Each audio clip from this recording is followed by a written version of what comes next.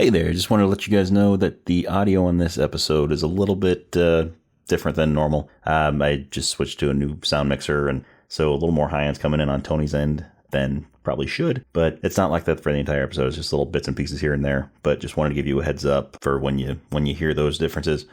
So anyway, I hope you enjoy the episode. Welcome to Rob and Tony's Cinematic Adventure. I'm Rob Wilson. I am Tony the Quad. So the movie we're doing today is I think it's a very underrated time travel movie. It's I really enjoyed it. I enjoyed it too. Looper, the Bruce Willis, Joseph Gordon-Levitt time travel romp from Rob. from 2012. So we're going a little bit more recent than we've been going with movies lately. But yes, romp. I said it. It's a time travel romp.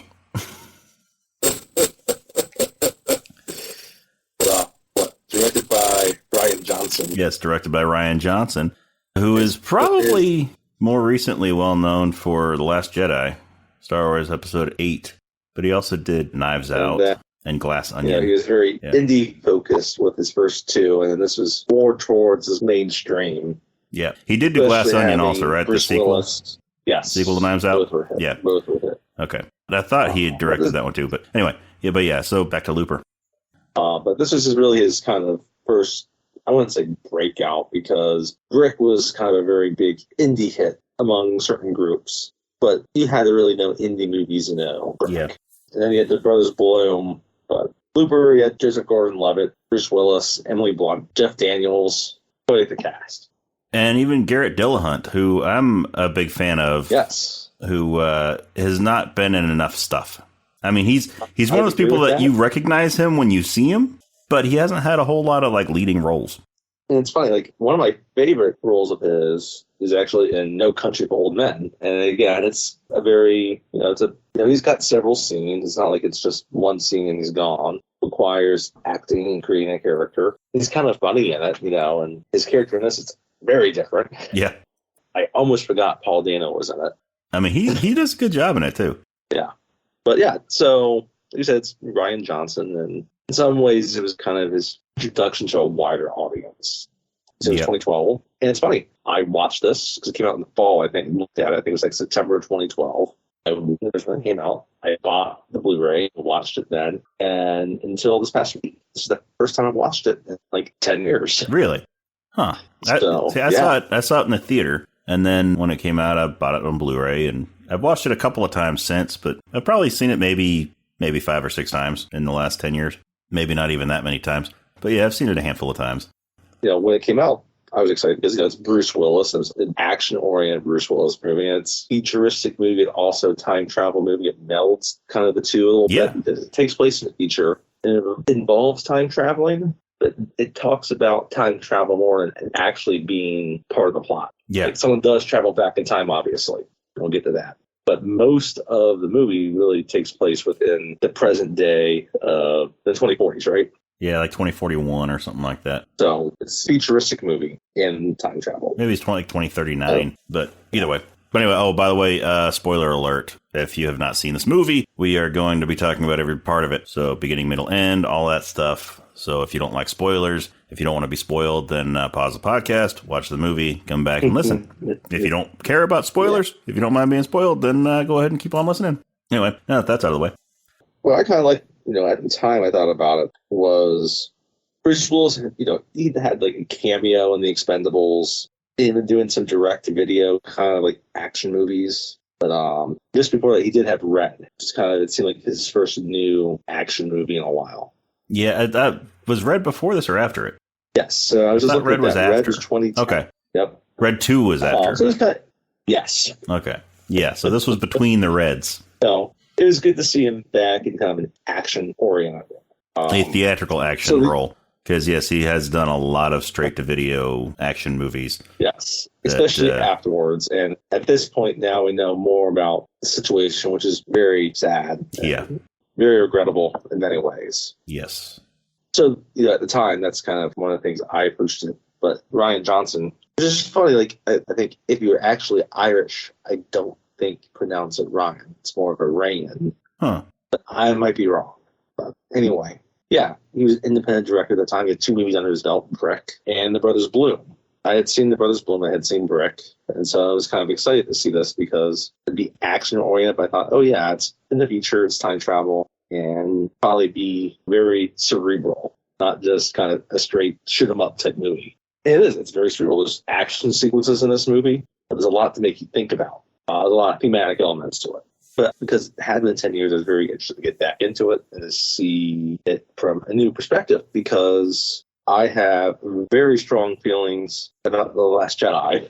I think a lot of people do.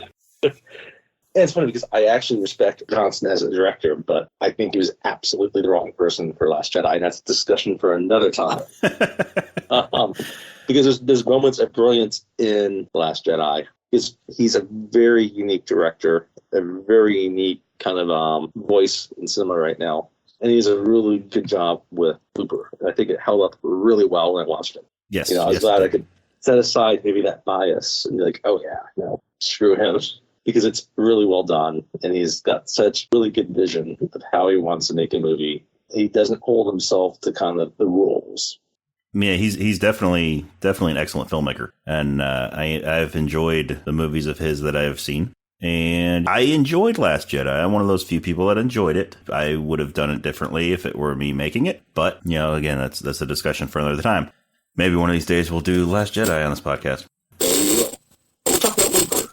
And I think if you haven't seen it, that's all the reason to talk about, to help introduce you to, like you said, it's underrated, kind of an undiscovered gem in a way still.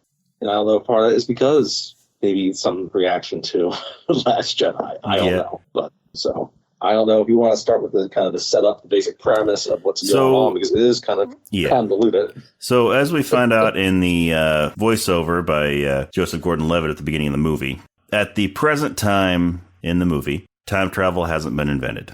But 30 years after that, it will be. So basically the mob in the future, as shortly after time travel has been invented, it was pretty immediately illegal. It's like so highly illegal. Yes, not like they understand particular ramifications. Yeah. So the mob has taken advantage of the time travel technology, and when they want to get rid of somebody, they send them back in time, where they have a group of people known as loopers, who are essentially assassins, who they capture the person, who the future mob captures the person, sends them back in time, and they appear in front of the looper, who then kills them and disposes of the body, making it so that they never existed.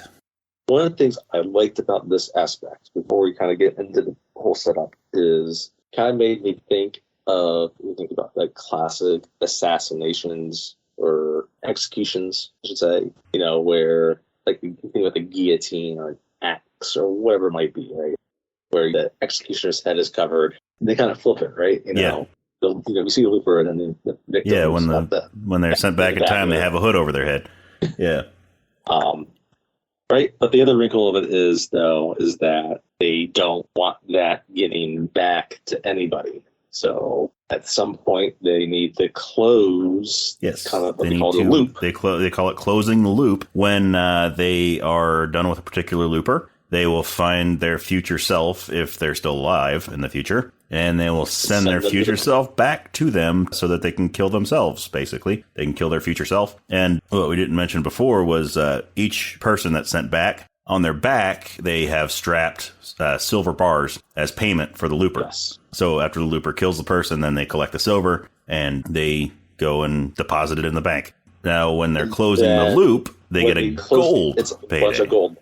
So and they can enjoy a good golden retirement, right? Yeah. So they go, and they usually, people who just had their loops closed, they'll usually go and use that gold to party and invite all their friends. And then, they can enjoy the next 30 years until they're sent back in time to be killed by their younger selves. And, there's a certain aspect of this when you get to this certain point where part of it is you don't need two of them walking around. Because, again, time travel is difficult. They don't go, there's a line later in the movies, like, don't think too much about it. Yeah. Right? They don't spend too much time digesting the different lines, and we can get into that because it is really important later within the actual story of what's happening within the movie. But originally that assassin would get to 2070 or 2080, having never been an assassin, and then time travel's invented, and now the storyline, we find fairly early on the person that's in charge of the loopers, Jeff Daniels' character, Jeff Daniels, right? He was to kind of be the boss of the loopers. He was sent back in time from the future so that he could be in charge of the loopers. And that kind of, that helps establish that we see it in his conversations with Joe, that he found him, so it helps establish that, he found different people he wanted to help be these assassins, be loopers in the present day, 2040B, if it's whatever we want to call it. So now then obviously play out over time. You need to eliminate that person from the future to kind of not cause any to tie up loose ends. But so like we said, Joseph Gordon-Levitt plays Joe. He's one of these loopers, and the loopers are all he's the one providing the narration. So as most of these things, you need some exposition to kind of describe it all, since you're kind of just dumped into the future in this circumstance. Yeah. So each of the loopers are given a blunderbuss to do the assassinations, which in the case of the movie is kind of a pump action shotgun kind of thing that looks more like the old fashioned blunderbuss from back in the pirate days, the precursor to the shotgun. But then Jeff Daniels' bodyguards, basically his personal hitmen, are called gatmen. They have gats, which are basically just revolvers with a long barrel. Yeah. They're just standard guns, basically. So there are a few clashes between the two groups at times throughout the movie. Yeah, and I like that aspect too. And as you see, Jeff Daniels owns like a club, and I like that you kind of have even like the loopers, they hang out together. One of the first ones we see within is Paul Dano's character, right, Seth, and we find out that there's certain people in the future have telekinesis. Yes, they're called TKs. And they very creative name for telekinetic people. And it's established kind of quickly that there's varying levels of how strongly they exhibit. Yes, most of the time, TKs will just sit there and make quarters float and try to impress people with it.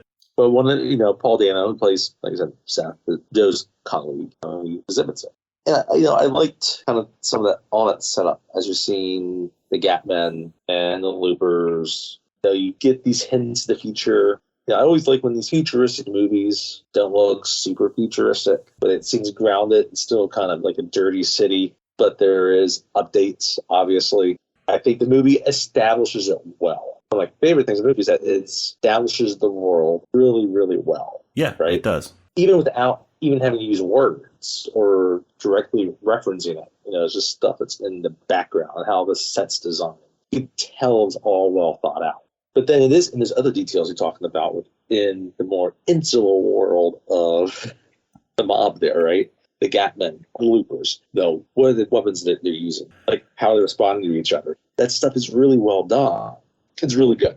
Anyway, that's the start of the movie. That's all that really well. And then you understand that Joe's a looper. His boss, who said Jeff Daniels, Abe, right? He is the mob's representative. Mm-hmm. In the present day, we have all the details we know, and then it's one night after they're out with the club that Abe owns, right? Seth comes in, and he's scared because he met his old self. Meaning that his loop was supposed to be closed. Yes. And so he shows up at Joe's door after Joe spent the night partying at Jeff Daniels' nightclub, and he is upset. He's telling Joe about what happened. He was doing his job. He was waiting for his person to show up so that he could kill him. And when he showed up, he was singing the song that Seth's mother used to sing to him when he was a kid. And that another detail I really, really like. Yes. So that clued Seth into who it was. And so he took the hood off his head and saw that it was his future self, who then told him about this new player in the mob game in the future, that nobody knows what he looks like. Nobody knows, who he is. They just call him the Rainmaker. Yes. So he has taken over and has begun closing all the loops So the distraction was enough to get the future Seth time to escape. So he ran off, and present day Seth, basically, he had, blunderbusses only work about 15 yards or so, their effective range, and he basically let him go without intending to let him go, but he just couldn't pull the trigger while he was running away. What that's called is letting your loop run. Since he let his loop run, he knew that Abe's goons were going to be after him. And so he was trying to get Joe to hide him and to help him get away. And Joe doesn't want to. And, I get that. It's one of those things you always kind of think about within kind of these worlds of criminals, right? That old saying, right? There's no honor among thieves, right? Mm-hmm. About how far will they go? But he's willing, he has stashed away all his silver because he stashed away half of it. He stashed away half of it. He goes, so when Joe, every time that Joe assassinates someone, he takes half the silver and he deposits it in his account, and then the other half he puts in a floor safe at his apartment. Because his plan is to go to France when he retires. His plan is, after his loop is closed, he's going to go live off the rest of his life in France.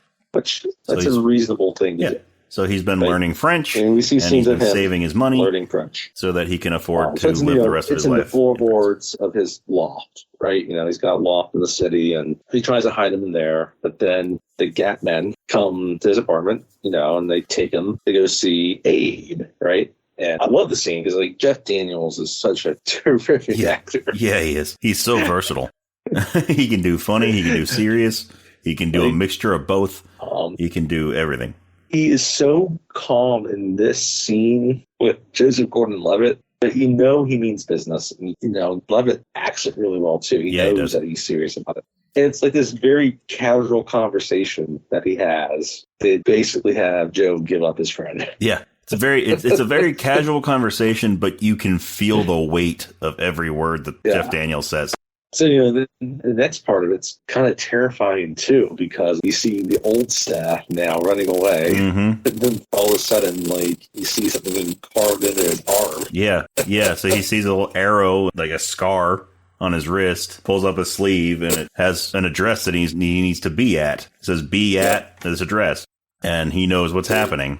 And so as he's running, trying to get to that address, body parts start disappearing. Yeah. His foot disappears. He starts, he's trying to limp on a stump, and his nose disappears. And as he's trying to make it there, just different parts of his body keep disappearing because, as it turns out, the Gap men have captured Seth, and the doctor, who Jeff Daniels told his Gap men to bring, has been surgically removing bits of Paul Dano's body. And because his past self was losing these, the future self didn't have him anymore. And I thought that was a really interesting way to go about it. Very. And, and it's funny, at the end, he shows up there at the address, not much left to him. And then one of the Gatmans is there waiting at the door and just shoots him dead. And we had mentioned this before, but they incinerate the bodies of all the people they kill. So they don't show that within this scene, but obviously that's what But during Joseph Gordon-Levitt's voiceover at the beginning, it did show him dropping a body down the chute to the incinerator. Yeah. So there's that. So that's kind of the first setup of the movie. We have the world set up, and now we get into the actual plot, right? We have all the exposition. We have what we need to know. And as luck would have for Joe, next day he goes, I guess it seems like how they set it up. Each looper has a spot where they execute their mark. His is in a cornfield. Yeah, his is out in a cornfield, and he's got a pocket watch that he checks because they tell him exactly what time the person's supposed to show up. So he's checking his watch. So he's out there, he's waiting. And what's different about this one, even different from the one with Seth, is there is no mask on this guy. There's no bag on his head. And he doesn't really even, he almost looks like he kind of recognizes him, but not really. But, when Joe looks at him, he sees Bruce Willis. So, he might kind of think of how your future something might look like. But yeah, so Bruce Willis, the future Joe, he's not only not hooded, but his hands aren't tied. They're not tied, right? His wrists aren't tied together. So once Joe sees him, he goes to pull the trigger. Bruce Willis is able to turn around, and the gold on his back takes the shot. So it uses that as a sort of a bulletproof vest kind of thing, and it knocks some of the gold out of the pouch. So he picks up a piece of gold, throws it at Joseph Gordon-Levitt, and runs away. Which I thought it was very interesting that I thought it was very well done that they tried to make Joseph Gordon-Levitt look like a young Bruce Willis throughout the movie. I did too, and I think it's interesting about this. I was bringing it up. In some scenes, he just looks like Joseph Gordon-Levitt. In others, at certain angles, he looks like he could be young Bruce Willis. I think especially as the movie progresses, you really start to see it. And they do a really good job. They give Joseph Gordon-Levitt a prosthetic nose, so he actually looks like he has Bruce Willis's nose, and just certain ways, like with his eyes, the way he squints a little bit sometimes, and I thought they did a really good job of. There are some scenes in particular where there are certain angles where he looks like he could be a young Bruce Willis. Yeah. So I thought that was very well done. So of course, since Joe inadvertently let his loop run, he's chasing him, trying to kill him so that he doesn't have the Gap men coming after him. When he gets back to his apartment and they're already looking for him, they know pretty quickly that I didn't go the way that was intended to go, right? That he didn't close his loop. Yeah, so he's trying to explain to them through the locked door that, he's going to take care of it. He's going to make things right, and sets out to try to find his older self while the Gap men are still after him because they're not fully convinced. But yeah, then from there, it shows us really kind of the alternate kind of, I guess, the first timeline. Yeah, because Bruce Willis Joe. Yeah, so that's because Bruce Willis was hiding outside in the alley because he knew where Joe was going to be because he remembered all this from when he was him. But the thing with time travel is, one of the things with it is memories, as explained by Bruce Willis later, which we'll get into more detail about that when that time comes. But basically, new memories and old memories coexist for a certain amount of time until... Yes, which I kind of thought was kind of a cool way of doing it. Yeah. So Bruce Willis because knew he could still be that future Joe that's of the present, but he still has his own memories on the other Joe. Yeah. Anyway. So because of that, he knows where Joe is, where he's going to be. So he's waiting for him. So Joe gets knocked off the fire escape outside of his window and ends up getting knocked out when he lands on a car. And so to keep the Gap men from killing young Joe, old Joe sort of drags him away to protect him so that he doesn't disappear.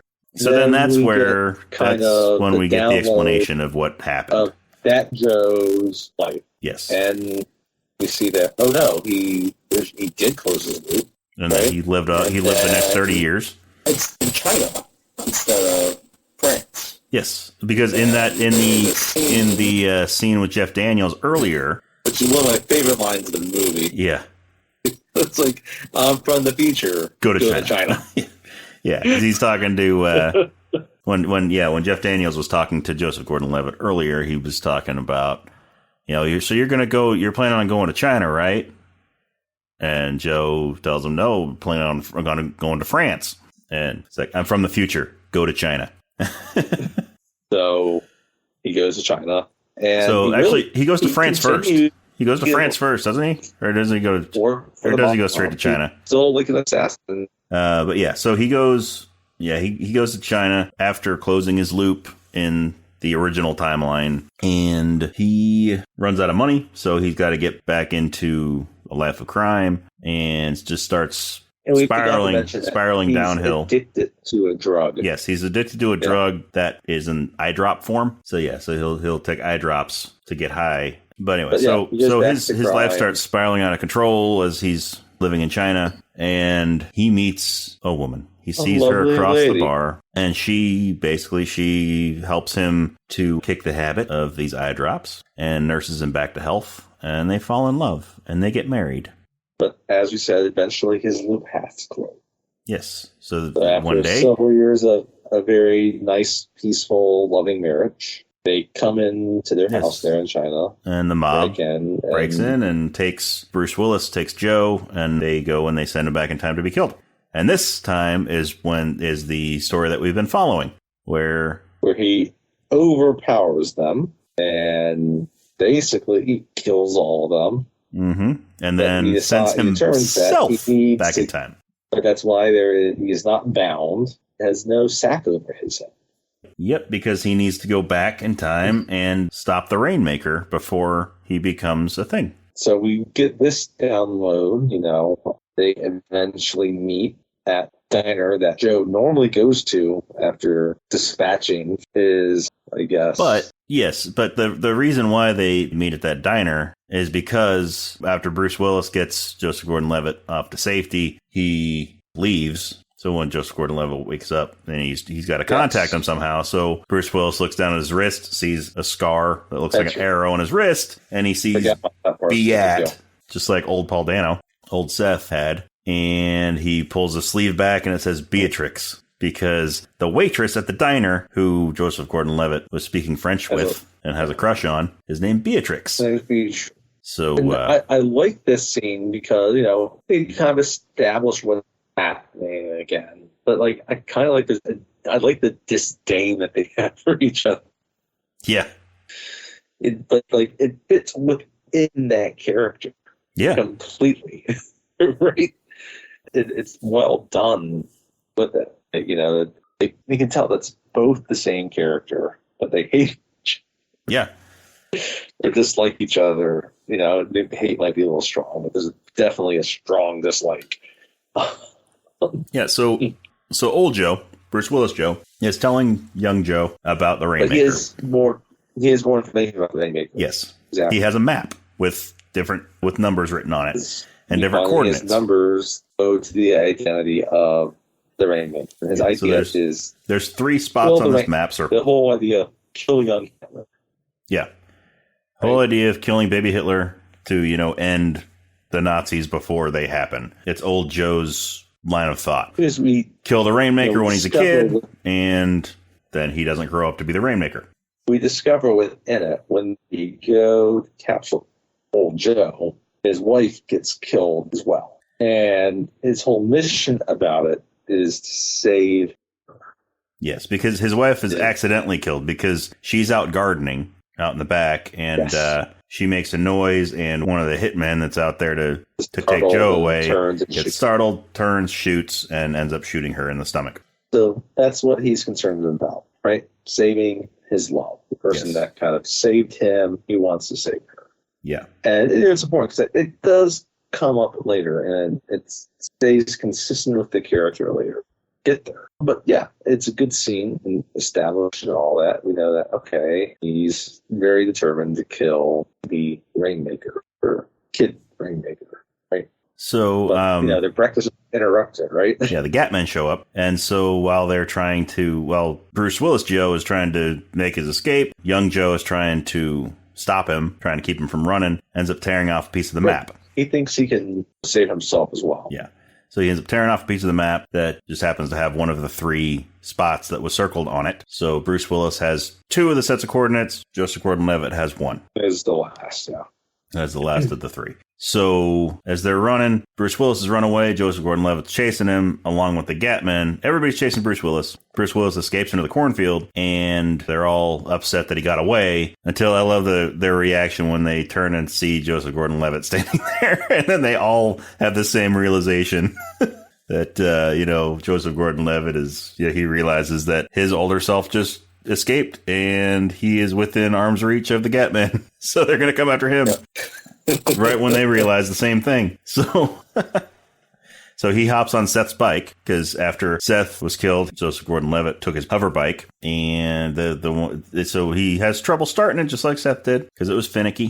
Mm-hmm. And finally gets it started, escapes into the cornfield, and ends up on a farm. And he realizes, he wants to find the farm. He kind of understands where his future self's going to go. The person who lives on the farm is Emily Blunt. Yes, Emily Blunt. And so they're at the farm. Bruce Willis goes back to the city. We get some scenes with him tracking down the little kids. Yep, tracking down the kids. Anyway. Yeah, but so real quick. So Emily Blunt, the scene that introduced her character, right? It was a little bit earlier in the movie than where we are now. But she is sitting on her front porch, pantomiming opening a pack of cigarettes and smoking a cigarette, right? Yeah. She never lights that fake cigarette. Nope. Did you notice that? She takes the pack out, she takes the cigarette out of the pack, she sort of taps the cigarette, and then she just puts it right in her mouth and starts smoking it. She doesn't bring out a little pretend lighter and light it. I just thought that was kind of interesting. She's going through the rest of the steps, but doesn't light it. But I think, this part is probably, I think, maybe the weakest part of the movie. It does kind of slow down a little bit, and I get introducing in new characters and a new setting. And it is important because you're establishing the connection between the two characters. Because they're important that, as we'll find out later, we have, like I said, Joseph Gordon-Levitt, Emily Blunt. She is Sarah, between Joe and Sarah.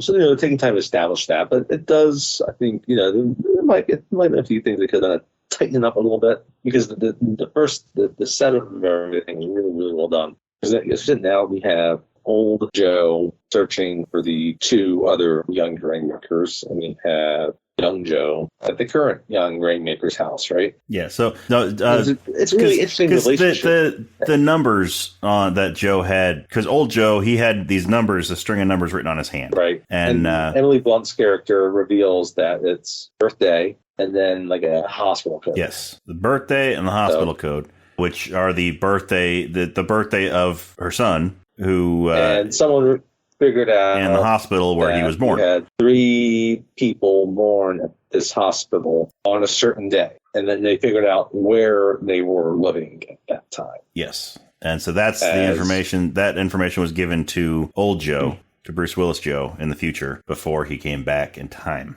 And Sarah, Marilyn Blunt's character, she does have a young son. He's like about 5, 6 years old, right? And I think it's very interesting, the relationship, because he doesn't really call her like mom. He calls her Sarah because he was raised by, it's revealed that he was basically the woman that he thought was his mom was actually his aunt, because Sarah gave birth to him, and she was living a real bad life, real messed up life. And so her sister she gave her son to her sister so that she could raise him and give him a better life than she could have. But then her sister was killed, and so Sarah took him back under her wing and raised him from then on. And so her son doesn't call her mom. Her son calls her Sarah. That's a lot.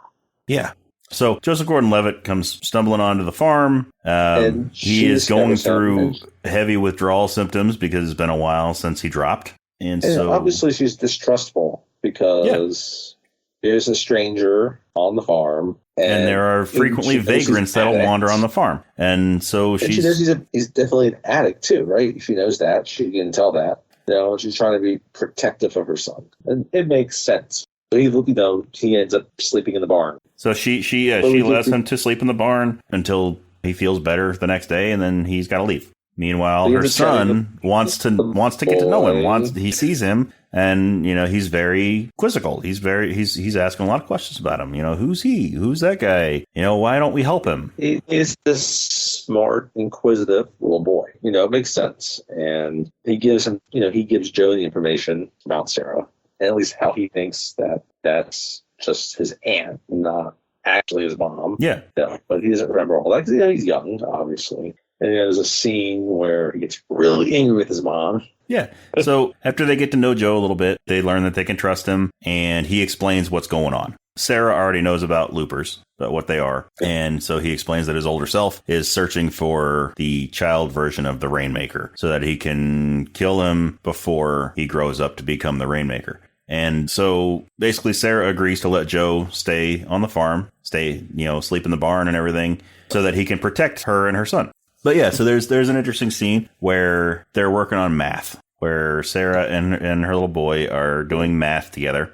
Math, not meth. He purposely answers the wrong question. Yes. So they're going through the times tables, and he purposefully tells the wrong answer. Incorrectly. And he keeps doing it, and then it's when we realize that he also has TK. Yeah, we find out I think we found out before that, wasn't it, that Sarah had TK, that she was a TK? Yes, because we would see her kind of making her lighter float. That's just the lighter, that's right. Yeah, she was floating her lighter. See with him, and I mistakenly said this too. The boy's name is Sid. Yes, the boy's name is Sid. What the Gatman earlier I was thinking about was Kid Blue. But with that scene, you see that he has TK too, and it is as strong as anything we've seen so far. So the whole just kind of simple floating tricks. Yeah. So the mystery of the Rainmaker in the future is that he, one, saw his mother die, saw his mother killed right in front of him. Yeah. Two, he's got an artificial jaw,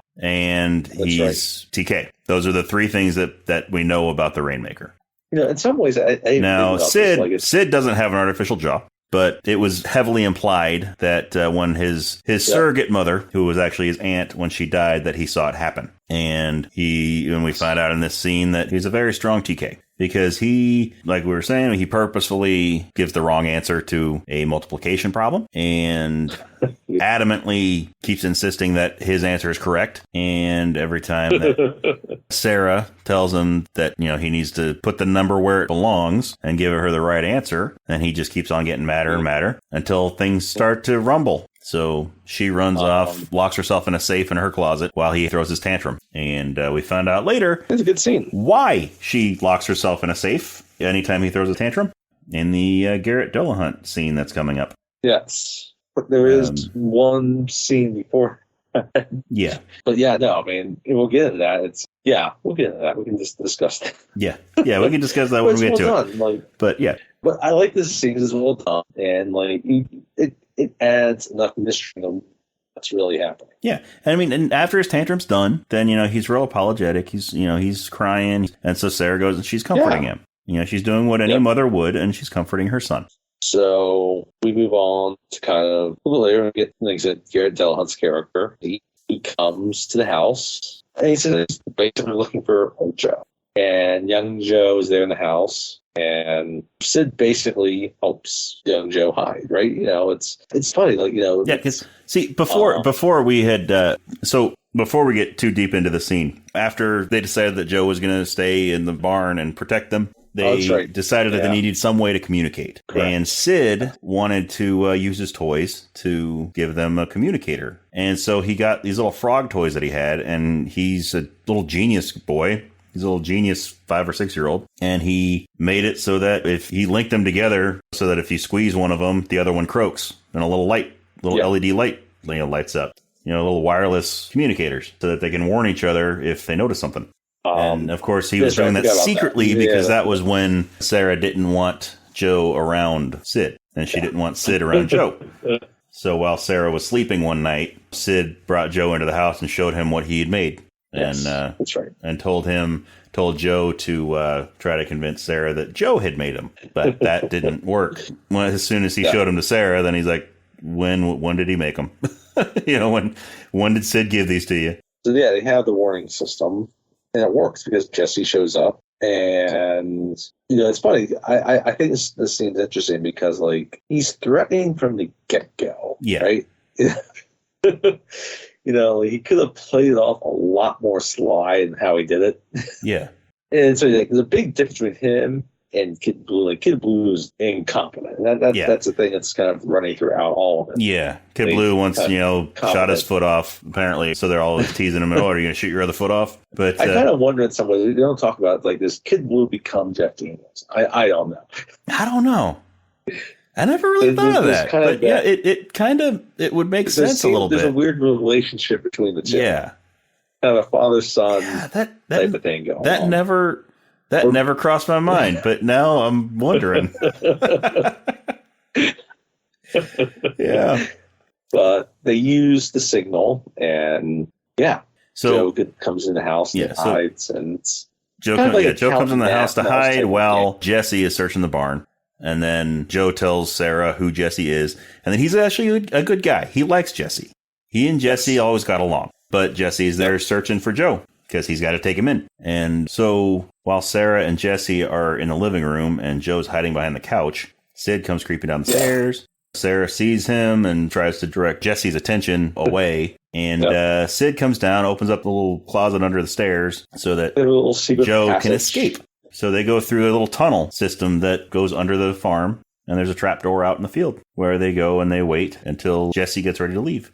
When Jesse leaves, and that night, Joe goes back in the barn. They go back to the farmhouse. And then Sarah hits she's laying in bed, and she hits the frog. And no, that's not a euphemism.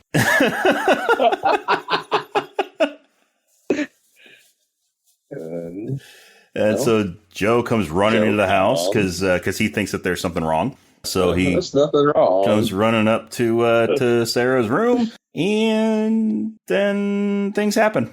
They do the deed. As soon as he walks in the door, Sarah starts kissing him, and then you can guess what happened next. Anyway.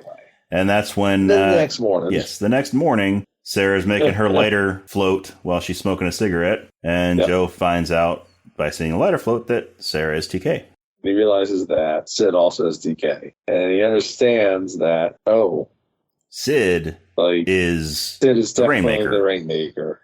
And So, now he's actually conflicted because all this time he really actually want to protect them, and now he knows that now Sid's the Rainmaker. He doesn't know what to make of that yet. And I like it. It's a nice wrinkle to it. Yeah. Well, meanwhile, it keeps cutting back to Bruce Willis, who has killed a boy. Yes, he one of the possible Rainmaker children. So he killed the boy, and then immediately is distraught and realizing that he didn't kill the right one, and that he just killed a kid. And I was like, I killed an innocent little boy. So he drops to his knee, starts crying because he realized that not only did he not kill the Rainmaker, but he just killed an innocent child. Yeah. So, and then the next part is he's still determined to find the next one. This rundown apartment in the city. And also, he wants to continue doing it so they can find the right one, because he needs to get his life back. He needs to be able to be back with his wife in the future, because ever since young Joe met Sarah, memories of her have been flooding into old Joe's mind. That's right. And causing him to forget his wife. He needs to remember. Because if things keep on going this way for young Joe, then old Joe, when young Joe becomes old Joe, he will have never met his wife. So he needs... It's a good way of playing it. So the whole thing with memories and time travel is new memories start to take over from the old existing memories already, but there's still time to get those old memories back. But you can't let too much time pass, otherwise you're not going to be able to get those old memories back. Nope.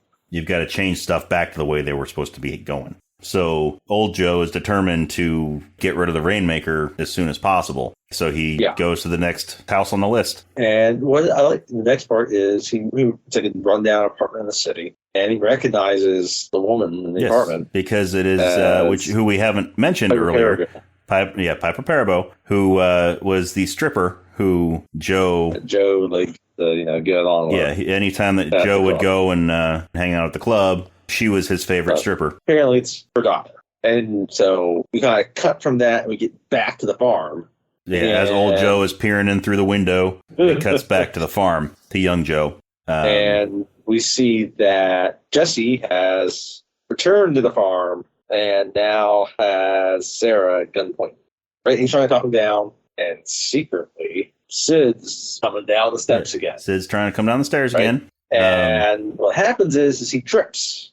Yeah, he trips, and as soon as Sarah sees that he's falling, Joe turns to try to catch him, and Sarah runs, looks like she's going to go try to catch him also, but it turns out that Sarah is going to tackle Joe and get him out the door, because she knows what's happened. She knows what happens next. When Sid gets scared like that, it's not just when he gets angry. No, when he gets scared, like these negative emotions, then he can't control his TK. His TK, thank you. Yeah, he can't control his TK when he has these emotional reactions. So it's really kind of cool. The scene's really cool though. Because it's in slow motion. It's all in slow motion, and so Sarah gets Joe outside just in the nick of time, and they look back and see Garrett Dillahunt getting lifted up off his feet, and all the furniture's lifting up. And then you just see blood starting to pour out of Garrett Dillahunt. And it's all floating, too. And then he just goes limp.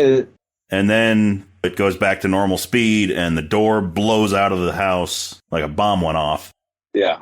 And at this point now... And so that's where we know why Sarah locks herself in a safe when Sid has his tantrums. Because it's the only safe place. And, actually, Joe is now okay, he's very determined now to kill Sid.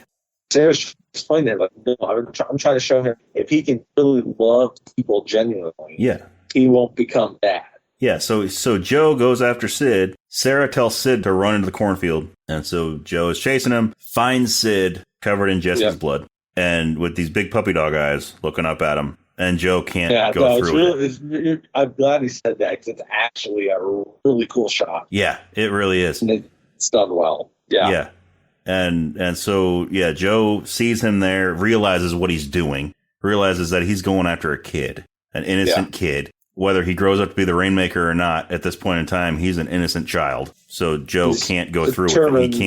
He can't kill him. So he makes up his mind right there. He's going to protect this kid with his life if he has to against his older self. And now we cut back to his older self. He goes into the apartment and he goes towards the bedroom. Opens the door and there's not a little kid in there. No. Kid Blue. It's right? Kid Blue because he's got a taser. Yes, because Kid Blue, as we find out, has been keeping tabs on the house and saw Old Man Joe casing the place. So he decided he's going to spring a trap.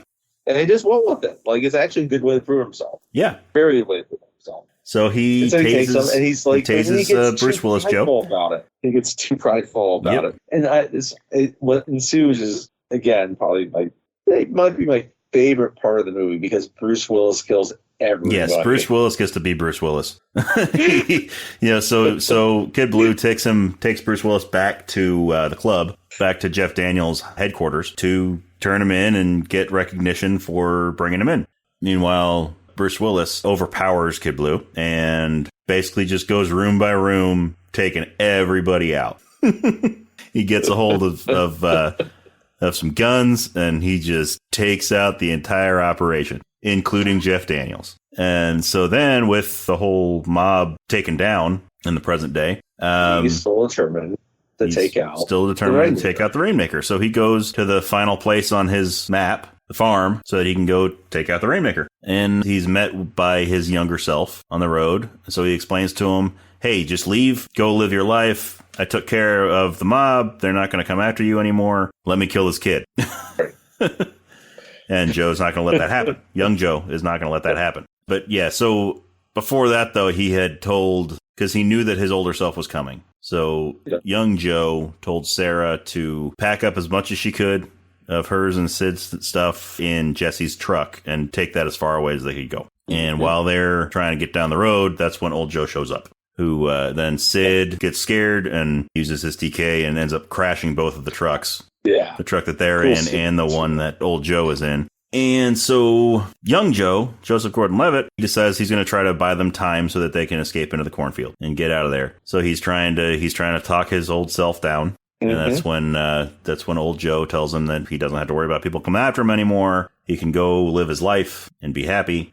But young Joe's not going to let that happen. And old Joe gets past him and is chasing Sarah and Sid. Shoots at Sid because he's got a gat. Kind of grazes his cheek. Yeah, he grazes his cheek, which then explains why in the future the Rainmaker has an artificial jaw. And then Sarah gets between old Joe and Sid, and old Joe is about to shoot Sarah. And Sid is getting upset, and so things are starting to lift up again. Everybody's starting to lift up, and it's going to be another Jesse situation until young Joe starts seeing things. Yeah, young Joe starts seeing things. He sees kind of the future of what's going to happen. Yeah. Starts seeing that old Joe is going to kill Sarah. Sid is going to escape, get on a train, and eventually become the Rainmaker. Because he's got to grow up by himself without a mother. His mother. Yeah, murdered right in front of him. And what was explained after the incident with Jesse was that Sid's surrogate mother, his aunt, was actually killed by one of Sid's tantrums. Yes. That, yeah, she was killed by, he was having a tantrum, and basically she died the same way that Jesse did. So we start seeing what's going to happen. And then after it shows what the possible future of or rather the original future of Sid growing up to be the Rainmaker, then it cuts back to what's going on at the time. And it ends up being that, it's revealed that he grows up to be the Rainmaker because he doesn't have Sarah to raise him. Because she was murdered right in front of him. The whole thing is that she wanted to show him how to be good. Yeah. She's not there to show him how to be good. But it's great because it's about to be another Jesse situation. Everybody's floating. And then all of a sudden you just hear her whispering. You hear Sarah whispering to Sid, telling him that everything's going to be okay. Yes. I love that part of it.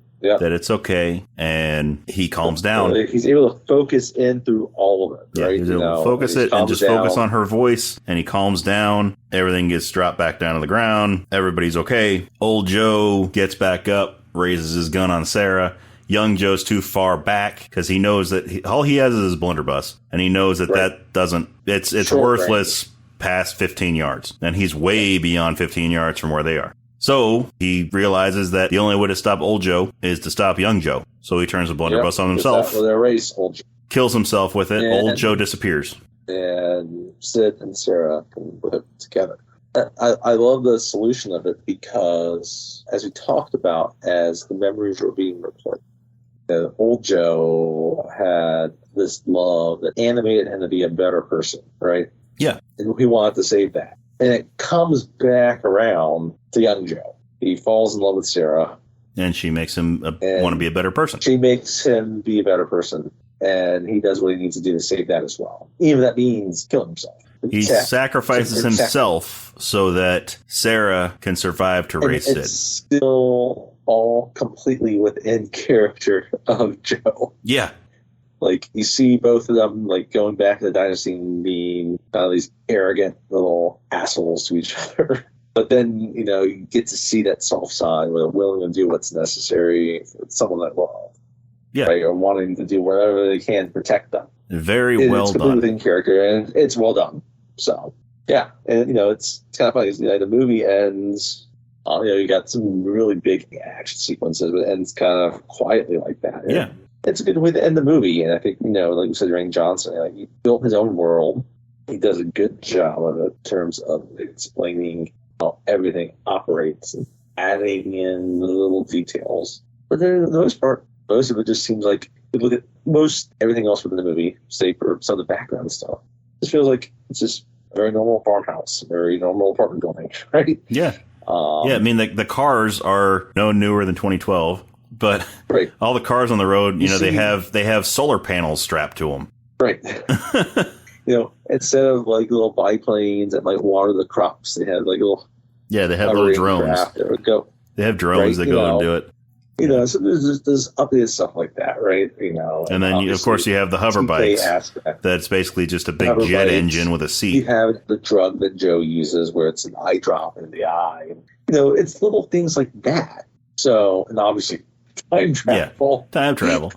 But yeah, it's it's the near future, and it's a lived-in future. Right. It's a very good way to say it, a lived-in aspect. And it's not like problems went away, so I'm just getting into the future. It seems like, all the problems have been solved. No, they haven't.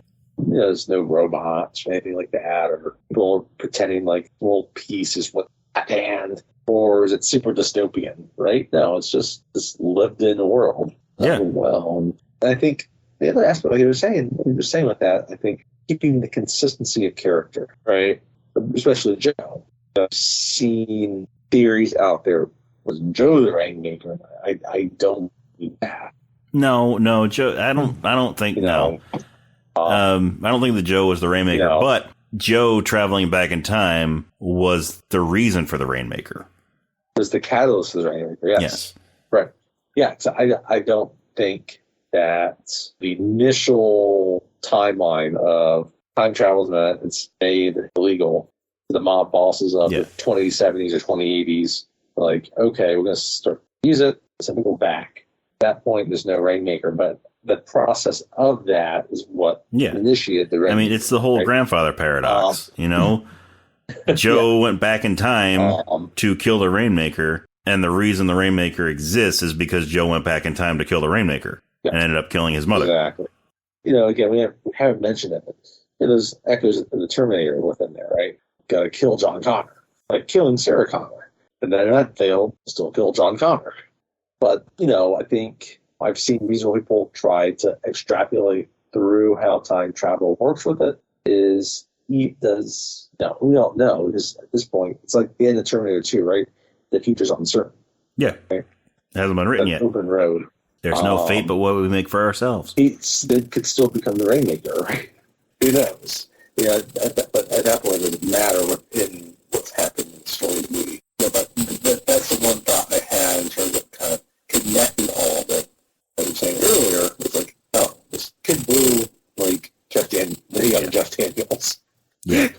And yeah, I guess it wasn't a grandfather paradox. It was just a paradox. But yeah, it had nothing to do with Bruce Willis going back in time and killing his grandfather. but no, it was just a paradox. But so yeah, there's plenty to think about it and see how it all works. And it's the thing I think about Rian Johnson. Like, I'll be honest, I actually haven't seen Knives Out. I haven't either. I haven't seen Knives Out either. I've heard great things about it. I have too. Maybe we should do it on the podcast sometime. Maybe we'll do it as a future podcast. Yeah. That's right. Been out long enough. But he knows what he wants to create, and he does it well. And I think this is a great movie to show it. And I think that's, not to go back into Star Wars, I think that's one of the limiting factors of him directing Star Wars is that he had to deal with a world that wasn't his. Yeah. Yeah, he does his best work when he's in control of everything from start to finish. And Star Wars was an established world. Especially considering that Last Jedi was a middle part of the trilogy, where he would have been better off directing Force Awakens. Yeah, where you kind of start going off on new tangents. Now he is, from what I understand, he's still slated to have his own trilogy. Because for a while there, it was thought that his Star Wars trilogy might have been canceled. But last I heard, it was still on. He's still slated to direct his own trilogy in the Star Wars universe. Which, I mean, he would have a lot more control of that. I mean, yeah, it's still the Star Wars universe, which has been established a long time ago in a galaxy far, far away. But with it being his own story in that universe, not having it be the middle portion of a trilogy. Right. He's picking up what J.J. Abrams was doing. Yeah. J.J. Abrams was restarting something that was established and using established characters, but they could have gone in new directions. But now he had to connect point A to point C, right? Yeah. As opposed to anyway, we won't get into that. Yeah. That's a discussion for a whole other podcast. But he's so inventive of a mind. That's the point that I'm trying to make on this, is that he has a vision he comes to, he respects that vision, and he loves the vision that he has. He wants to see it through. And you see it in Looper. Yeah. It's this world that he came up with, his own story. He's committed to it. And it's definitely a movie worth checking out. And I would, check any of his other movies out. Like I said, Brick, Bloom, and then you also have the Glass Onion movies. Knives Out, movies, Glass Onion. Knives Out. Definitely, I do want. It's funny. I do want to see both of them because I've heard good things, and I respect what he's done with his other movies. Yeah, me too. I've wanted to see them ever since they first came out. I just haven't gotten the chance to watch it. I know we kind of said also earlier about Bruce Willis, but it's tricky with this movie too, because I was excited to see kind of an aging action type of role, and we get to see really good Bruce Willis action. But it's kind of a shame that this is in some ways it's kind of the last of it, right? The Red 2 came in after it, I guess. Yeah, Red 2 came after it. Then he had the remake of Death Wish. Yeah, but I kind of hoped after this there might be a new movie for him or a new role. And Death Wish is a remake, so something was kind of original. Yeah, I mean, it never came. Some of his straight-to-video stuff or limited release in theaters movies, I've seen a few of them, and they're not bad. Some of them are worse than others. One of them has 50 Cent in it, and I think that says enough. But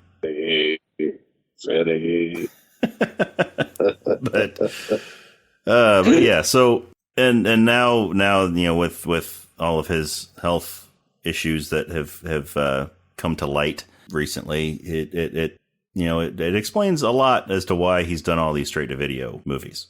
Yeah.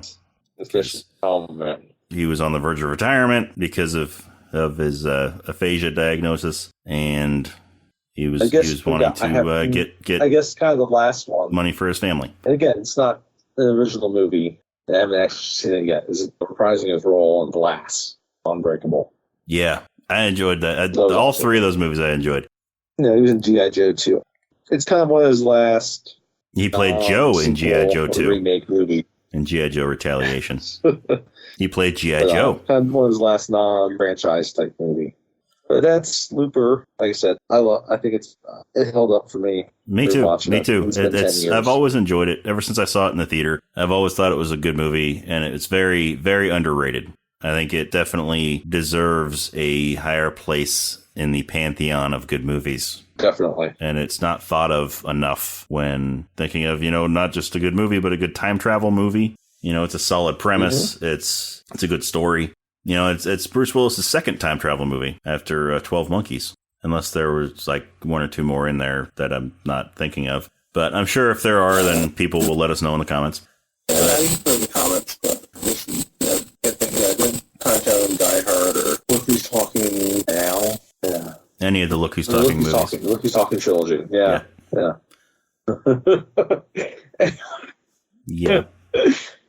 We got that. We got them in Look Who's Talking. Christianity. Yes. Yeah. John Travolta. Olympia Dukakis. And in Look Who's Talking 2, we had Roseanne. Anyway. But yeah, I hope you enjoy Looper. Go check it out if you haven't. Yes, definitely. It's definitely worth a watch. I highly recommend it. But anyway, so that is Looper. So we're gonna the next one we're gonna move a little bit closer to a current movie. We're gonna go with the movie that came out in 2019. The most recent Quentin Tarantino movie, Once Upon a Time in Hollywood. Once Upon a Time in Hollywood. So exciting to do because I don't know what people out there are like, in terms of what they've seen, but I think like Tarantino originally, I think of like Pulp Fiction, Kill Bill, Reservoir Dogs, right? We're going to go recent with them. We're not going to start with. Yeah, we're not going to start with his Pulp classics. Fiction, which I would have thought we might have started with Pulp Fiction. We're going to start with his most recent one. Yeah, so Once Upon a Time in Hollywood. I have a lot of really good thoughts about this movie. It's sort of his alternate history of the Sharon Tate, Charles Manson story. Yeah, late 60s Hollywood. Yeah, 1969 Hollywood to be exact. Yes. But anyway. And so if you haven't seen it yet, go out, watch it, or don't watch it. See it, you go watch it again. Yeah. Tarantino movies generally have a lot of rewatchability. Yeah. Yeah, and I'm excited to talk about it because I know you haven't, this will be your first watching of it. Yep. So my second watching of it. Should be a good discussion. Yes, it will be. I look forward to discussing that one with you. And hey, check us out on social media. We are on Facebook and Instagram. Our handle is Rob and Tony's Cinematic Adventure. It is all spelled out. The and is spelled out. It's not an ampersand. Unlike the name of the podcast, which is an ampersand, but it's Rob and Tony's Cinematic Adventure, all spelled out for Facebook and Instagram. We are also on Twitter, or X, if you want to call it that. That is RNT Cinematic. And we are also on Letterboxd. So if you have a Letterboxd account, check us out there. That is Cine Adventure, or Cine Adventure, however you want to pronounce that. But that is CINE Adventure. And if you want to send us an email, let us know what you think of the podcast, request movies, whatever you want to do with the email, except send a spam. Please don't do that. But that is Rob and Tony's Cinematic Adventure, all spelled out. Rob and Tony's Cinematic Adventure at gmail.com. Nice and simple. So check us out in those places and go on your favorite podcast app, subscribe to our podcast, give us a listen, let us know what you think in the comments, leave us some good reviews. That's how we move up in the standings and in the search and all that stuff. So, yeah. Check us out and help us to have a successful podcast so we can keep on bringing these wonderful movies to your ears. So anyway, join us next time for Once Upon a Time in Hollywood. We will see you then. Bye.